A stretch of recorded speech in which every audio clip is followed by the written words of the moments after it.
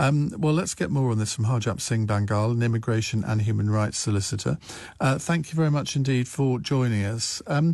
What do you make of the fact that he was given £500? To most people, it would seem the most extraordinary thing to do. Yeah, I mean, it was counted as a voluntary return. So there's a difference between returning and deportation. A lot of which the government says we've deported people.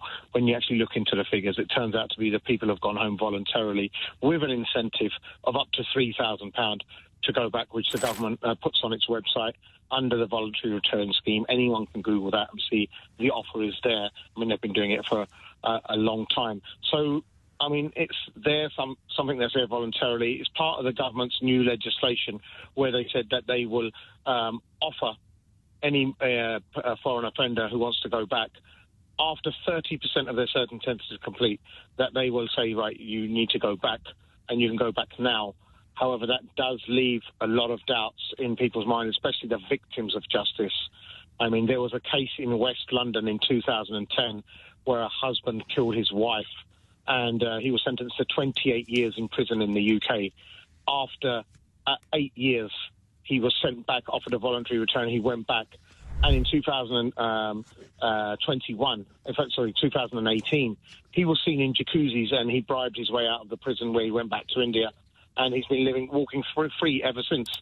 So the victims here, really, they're the ones who are hard done by in this. If somebody is sent home early, it suits the government's figures to say we've sent back this many a year, and this is another way to bolster those figures and to sort of embolden them and to tell the public, look, we've sent back this many this year.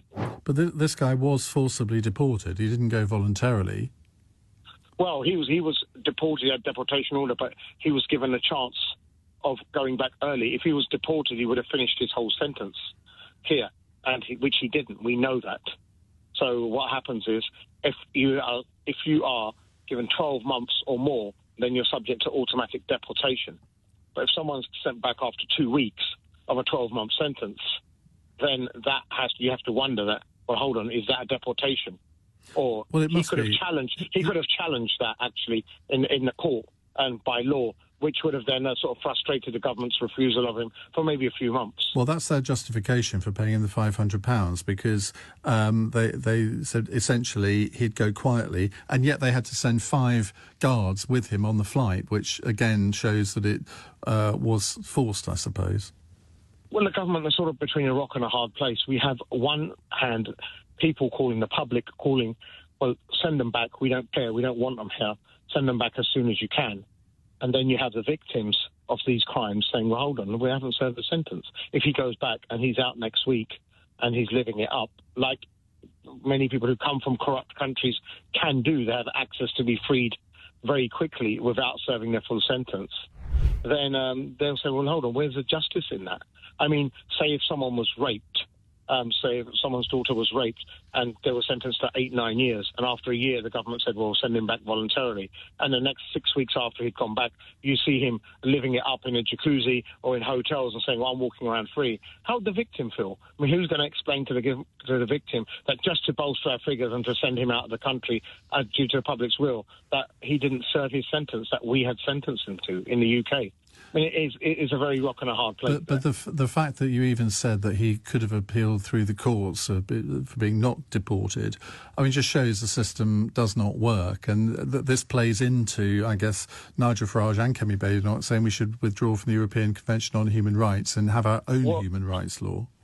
Well, everyone has rights. Even a murderer who's sentenced to, say, death or sentenced to life, they'll get a right to appeal their sentence. That's everybody's right. So to do that, so availing your rights isn't necessarily a bad thing. It's up to the court then to deal with it effectively and to deal with the process in time. He would have been appealing against. He would have been appealing against his deportation. Yeah, that's right, and it's his right to do so, just like everyone else has a right. Well, why does he have any rights as an illegal immigrant to this country who's come here illegally, has committed a serious criminal offence, been sentenced to time in jail? I think any logical person would think, well, those are grounds to deport him, and the courts have no right to interfere in that. Well, everyone has rights, and this is what it is. Everyone has rights. I'm sorry, no, they don't. No, they don't. legal citizens have rights, but people who come here illegally and then commit crimes, they forfeit some of their rights. Well, unfortunately or fortunately, they don't. Even if you're illegal, well, they should. and the government has banded you illegal, you still have rights. So if someone crosses the border and they're fleeing persecution from a country, and they commit a crime or the government deemed a crime, would you say they've forfeited every single right to be here and to be sent back and face possible death? Absolutely, I would. Anybody that comes to this country illegally and commits a crime, they should automatically be deported with no appeal.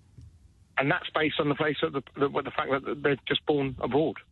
They're born abroad. They're not born in the right place. They have They have no right to be here. It's based on the right. They have no right to be here. And if they come here seeking asylum and seeking to be supported by the British taxpayer, and then they commit a serious crime, then I'm sorry, they forfeited all of those rights. Yeah, but this is what the courts determine. That's what the courts are there to determine. We don't need a court to determine that. They're there to determine the law and interpret the law. We don't need a court to determine that. If they've committed a crime and they've been sentenced to that crime, then they should be automatically deported without any appeal whatsoever. Well, then, if people who want the death penalty, could you argue the same case, right? Well, we don't have the death penalty. People who want classic whataboutery from Human Rights Lawyer. Yes, it is. It's not whataboutery. We don't have the death penalty in this country. No, it's not about whataboutery. Well, if we don't have the death penalty, why bring it up? Used as an argument. Everyone has rights. Just as someone would be, if someone's fired from a job for stealing, they still have rights to go to a tribunal. Because they're a citizen of this country and they're allowed to work here. They still have a right, even if you're not a citizen of this country, you'll be surprised to know that you can still go to an employment tribunal. No, I know that, but if you're working here legally, of course you do. If you're working here illegally, you don't. Yeah, but like I said, everyone has honestly, rights. So then what you're saying, if someone comes illegally, they don't have any rights? Exactly. That's exactly what I'm saying. Well, that's a dangerous thing to go down. I don't think it is. I think the pendulum has swung far too far in your direction, and you and your ilk make a lovely living of human rights cases. We don't benefit anything from it. Just as you do with your massive fees. Oh, well, OK, so that's just like saying that you benefit for working for billionaires who own the media and singing their tune. Of course, I don't sing anybody's tune. Oh, well, people will argue otherwise. Well, I'm sure your listeners do, and I'm sure people they do. But people can argue all they like. I know the facts. Let's go to what the law actually says, that people do have rights. There's a process for it. Let the process take place. But in this case, the government said to this person, do you know what? You can forfeit your process. We'll give you the £500. We're going to send you back anyway. And he's gone. So what's wrong in that? We've given him £500. We've given him £500, and he's gone. You asked me a question. Let me answer it. What's wrong? If there was a sex offender living on your street, and you could get rid of him by paying £500, would you or not? If I could get rid of that, of course you would. No, of course you would. No, so I don't. Because I don't believe. Unlike you, I have some morals. I don't believe that the taxpayers should be paying sex offenders money. Well, then should they pay him to be locked up for a year in prison? I'm very happy for him to be deported, but I don't think he should have been given £500. Well, this is the government's way of getting rid of him. Well, maybe, and I'm saying I wouldn't pay him £500 to go. No, but you'd pay for £5,000 to keep him incarcerated for a year. Oh, for goodness sake! Is this really the arguments that you apply for your clients? Because I'm surprised you've got any. He committed a crime. He's gone. End of story. Excellent. What's the debate about? But why give him taxpayers' money? Well, to keep him locked up would have cost the taxpayer too, right? No, that's not an argument. It's either moral to give him money or it isn't. I'm saying it isn't moral. You're saying it is. Well, we will agree to disagree. No, I'm saying it works. It worked, didn't it? It got a result. There was a result at the end of it. Yeah, but he could have gone anyway without being given £500. He could have been put. He had 5 people accompanying him, so they could have made sure that he got on the flight and went. He would have had to finish his sentence. It's like talking to a bloody brick wall, isn't it? Thank you very much indeed. Harjap Singh Bangal.